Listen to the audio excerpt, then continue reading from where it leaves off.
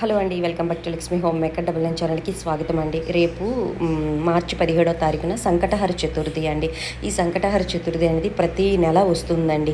అయితే నేను శ్రీకాకుళంలో ఉండేటప్పుడు 9 నెలలు చేశానండి మా పెద్ద అబ్బాయి కోసము. అయితే మా పెద్ద అబ్బాయి విషయంలో చాలా మంచి మార్పు అయితే వచ్చింది, మంచి రిజల్ట్స్ కూడా వచ్చాయండి. మనకి రాబోయేది పిల్లలు ఎగ్జామ్స్ కదండి.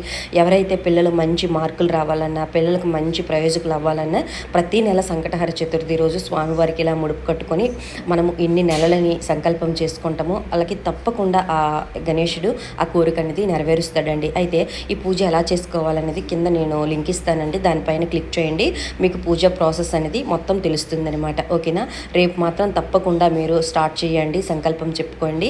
9 నెలలు చేసుకుంటారా, 5 నెలలు చేసుకుంటారా, 3 నెలలు చేసుకుంటారా అనేది మీ ఓపిక అండి. ఓకేనా? ఇంకేదైనా డౌట్ ఉంటే కింద కామెంట్ బాక్స్లో నాకు పోస్ట్ చేయండి, తప్పకుండా మీకు రిప్లై ఇస్తాను. పెద్ద వీడియో మాత్రం తప్పకుండా చూడండి.